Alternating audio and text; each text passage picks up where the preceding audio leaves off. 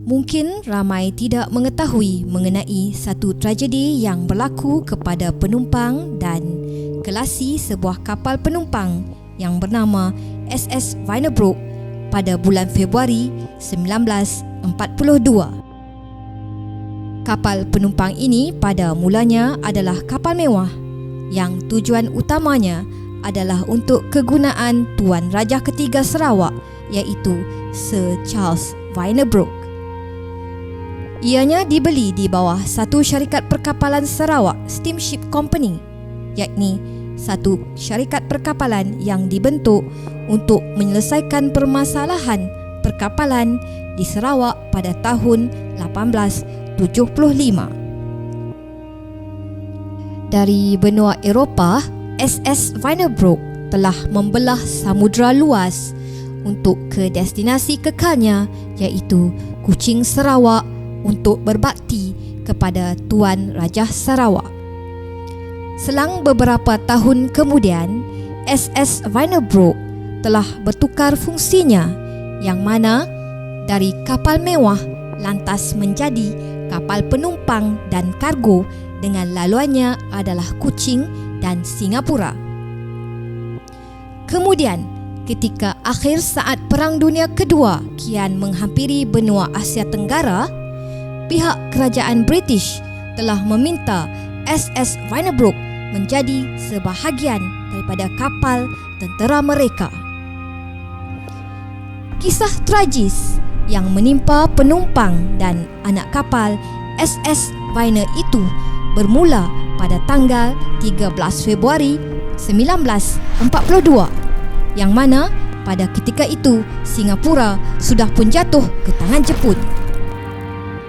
Atas nama survival pada masa itu, ramai warga asing yang meninggalkan Singapura, dan ini tidak terkecuali 181 penumpang SS Wynebroek. Pada hari itu, kebanyakan penumpang adalah wanita dan kanak-kanak kecil serta beberapa orang tentera British yang cedera beserta 65 orang jururawat berbangsa Australia. Mereka meninggalkan dermaga Singapura untuk ke destinasi yang boleh menerima mereka. Biarpun sudah mampu berlayar dan mengelak dari beberapa siri serangan bom Jepun dari udara, namun hanya mampu bertahan beberapa jam sahaja kerana menjelang tengah hari selepas itu, iaitu pada 14 Februari 1942, ketika melalui laluan laut antara Sumatera dan Kalimantan, SS Wynebroek akhirnya berjaya dijejaki oleh pesawat tentera Jepun lantas diperangi. Muntahan mesin gun dan bom yang bertali arus tidak mampu untuk mereka balas, akhirnya menyebabkan SS Wynebroek tenggelam ke dasar laut begitu pantas, iaitu hanya 15 minit sahaja jangka hayatnya di permukaan air. Dalam keriuhan menyelamatkan diri itulah, ada sebahagian penumpang yang berjaya menyelamatkan diri, sama ada menaiki sampan kecil yang ada pada kapal sebelumnya ataupun dibawa arus ombak kerana pelampung keselamatan yang digunakan sehingga ke bahagian pantai Pulau Bangka. Dari 65 jurawat Australia yang menjadi penumpang, hanya 53 yang terselamat. Umpama kata pepatah lama, keluar dari mulut buaya, masuk pula ke mulut naga, kerana hakikatnya kesemua penumpang SS Wynebroek yang terselamat dari menjadi korban kapal yang tenggelam, namun telah dinantikan oleh tentera-tentera Jepun di daratan, iaitu di Pulau Bangka.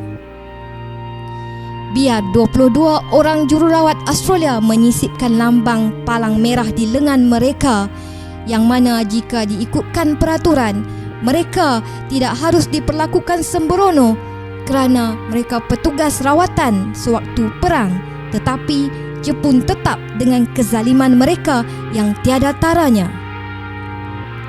Akhirnya, mangsa-mangsa yang terselamat, tidak kira lelaki, wanita maupun anak-anak kecil, ditangkap dan seterusnya dibawa ke sebuah bangunan yang kosong untuk menjadi penjara sementara. Biar ramai yang sakit-sakit dan lapar maupun haus, tentera Jepun langsung tidak mempedulikan mereka. Mereka tetap diiktiraf sebagai tahanan perang Jepun dan dikasari tanpa belas jika membantah arahan mereka.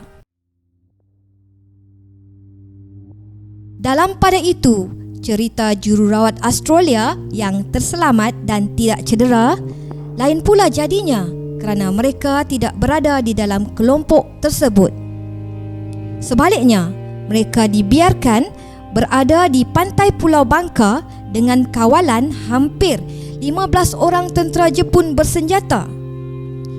22 orang jururawat Australia sedia menunggu di pantai biarpun mereka ketahui bahawa akan ada hal yang lebih buruk menimpa mereka kelak. Biarpun ketakutan menyelubungi diri, namun untuk merayu diminta belas kasihan tidak sama sekali. Akhirnya, seorang jeneral Jepun telah mengarahkan 22 orang jururawat Australia untuk berjalan ke arah laut sehinggalah air laut sudah melampaui paras pinggang mereka. Dari arah belakang, tentera Jepun telah menembak mereka dengan menggunakan senapang. Natijahnya, 21 orang jururawat Australia yang mengenakan lambang palang merah di lengan mereka mati serta-merta dan cuma seorang sahaja yang selamat. Itu pun kerana beliau hanya cedera di kaki, ditembak dan berpura-pura mati.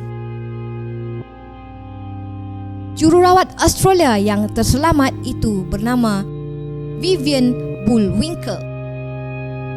Beliau yang cedera di kaki telah ditemui oleh penduduk tempatan.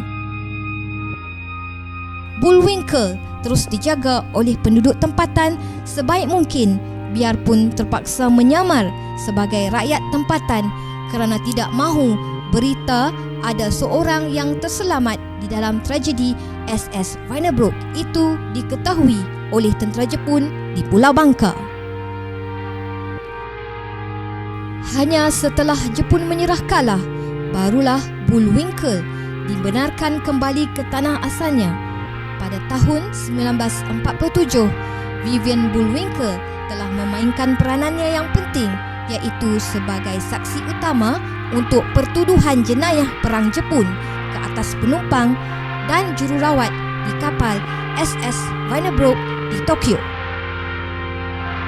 Begitulah kisahnya tragedi menyayat hati yang menimpa sebuah kapal mewah yang dulunya milik Tuan Rajah Sir Charles Vandenbroek, Rajah ketiga Sarawak, yang kemudiannya menjadi kapal kargo dan penumpang dan seterusnya menjadi kapal tentera. Pembunuhan beramai-ramai ke atas penumpang dan jururawat Australia yang terselamat menjadi satu bukti kezaliman tentera Jepun sewaktu Perang Dunia Kedua berlangsung. Bukti tinggalan dan serpihan daripada kapal SS Vandenbroek masih lagi kelihatan di pantai Pulau Bangka yang sengaja dibiarkan untuk mengenang sejarah Perang Dunia Kedua sewaktu dahulu.